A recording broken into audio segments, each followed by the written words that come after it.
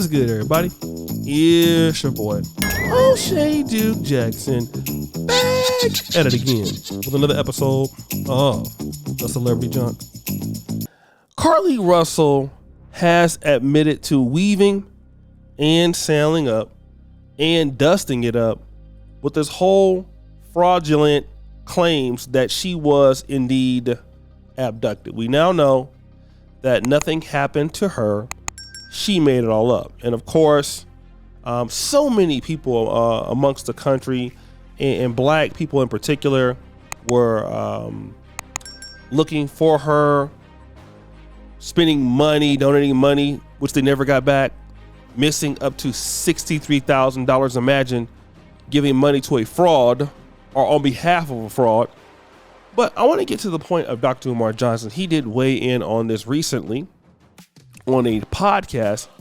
I'd like to play his particular clip today. Can you please speak about the Carly Russell disappearance situation? Carly Russell had a situation a few weeks ago, maybe just two, where allegedly she pulled over, saw a little kid walking, called her parents, I believe, then called the police and said, there's a kid here. She got out the car. Next thing you know, she went missing. She reappeared a couple of days later. I believe they saw a camera, saw her walking home. From what I hear, allegedly, her story didn't add up. Just the other day, she confessed through her parents that she made the whole thing up.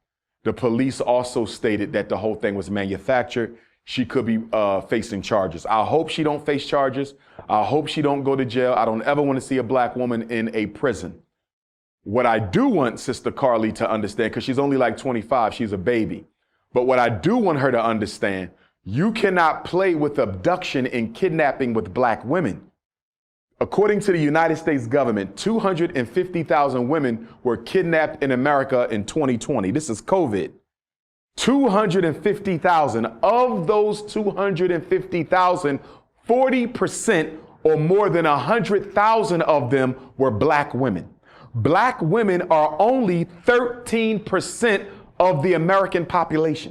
How can 13% of the American population represent 40% of kidnappings and abductions? My point to Sister Carly is, by you playing with this abduction thing as it relates to black women, you are giving the white racist media and the white racist American power structure the prerogative to spin a narrative that says black women are not being abducted as much as we say. Most of them are falsely claiming to have been kidnapped, and they are not. They can use Carly Russell's situation and other black women who have done the same, it's only been a few, and use this as a campaign, as your sister Candace Owens is doing, to make it look like the kidnapping and sex trafficking of black females is being exaggerated.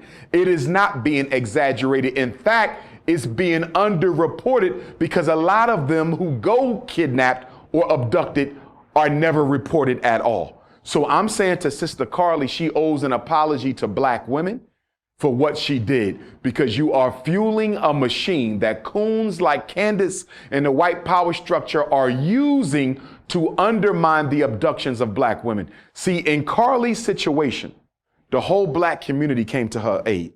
Everybody was posting her on their page. I posted her on my page. I haven't seen a kidnapped black woman get that much media attention in a long time, if ever. So it hurts the pride of the black community that the person we did this for turned around to be an imposter who fabricated the whole situation to get attention from her soon-to-be baby daddy, allegedly. So Carly did us a great disservice with this, and the fact that it got national news media attention made it all the more worse, because now this is going to undermine the next black woman who is actually kidnapped, abducted, or sex trafficked. I need black women not to play with your safety. I want to say this, though. I have to say this. If Carly is guilty, Carly owes us an apology. Carly needs to get involved as an activist in black female sex trafficking and childhood abductions. But we have not yet heard from Carly. We've only heard from Carly through her parents. Until I hear from Carly directly, I must keep the option open that there's a very strong possibility she was kidnapped, but because of the outcry for her return, she was allowed to return under the threat of death or punishment if she reveals any details about what happened. Now, I just want to deal with some of the things I agree with. Again, like I said, I'm also a pro-black, and although my content is steered more towards black men in giving them a voice, I'd be silly to believe that things didn't happen to black women.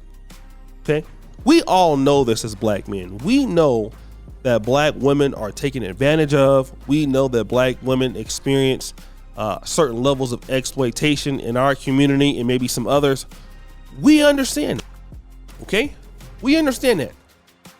But here is something that we also understand, Dr. Umar Johnson. That just like black men are not perfect, we understand that black women are not perfect. And now, while you're saying that she should come out and apologize, be an advocate for black women out there who are missing, who have been abducted, I agree. But since you have this conspiracy theory at the end, and I don't know what is it about Negroes and conspiracy theories, but Negroes love a conspiracy theory. To say that until you hear from her, you believe that she was actually abducted and then the white people made her do this and that. Like, at what point, bro?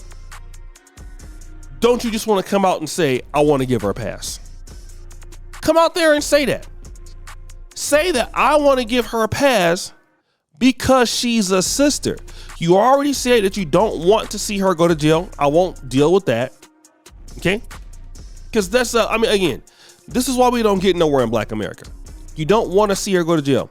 Here's the problem. And here's what black women in America know, and in the black community know. Black women understand this very clear. They can get, or at least they feel, they can get away with anything that they want. And nothing should happen to them, in theory. Okay? This is why black America is where it's at. We have one group that's held accountable to things that they didn't even do. I promise, I'm listening to this transgender debate.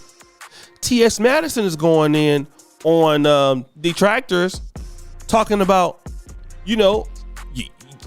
that the reason how she learned how to fight was to beat up the boyfriends that was putting her hands on her best friends that was girls, that was born women, right?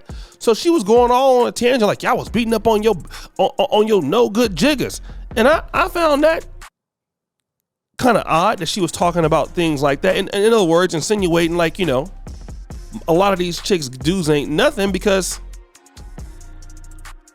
isn't that what she attracted to? Those same guys? Again, heterosexual black men are not even involved in the argument. Tasha K did the same thing. Dr. Umar wanted to go meet Sukiana. Let's put black men in the argument, which black men don't have anything to do with Sukiana doing whatever she's doing. All right? But now when it comes to women, let's give them a reason as to why they can't fail. And that's wrong. Okay? Even women, if you ask where they want to live, most black women in black America want to live where there are rules enforced, which are in more non-black communities. They don't want to live in black America. They don't even feel safe. Because we have to let people know that, listen, sister, you lied. You need to be prosecuted to the fullest extent of the law. Obviously, you didn't care about black women. You don't care about a lot of the people who are black in Birmingham who are going to be missing out on those police services because they got to use the money out of the budget to carry on for your crazy self. And it's always digging them out of a hole. And sisters understand that. Then when sisters start acting, however they want to act, and then nobody want to protect them or nobody want to deal with them, then it's the black man's fault. Well, we cannot encourage bad behavior from certain people in Black America. That's men and women included. And if she did something wrong, she needs to pay for it. And the reason why she does is because it'll stop the next sister or brother from doing something stupid. We got a better chance of that. But Dr. Umar is a complete simp. So guys, we think it's your boy O'Shea Duke Jackson back at it again with another episode of The Celebrity Junk. I appreciate you for all you. Scared the bell. We're out.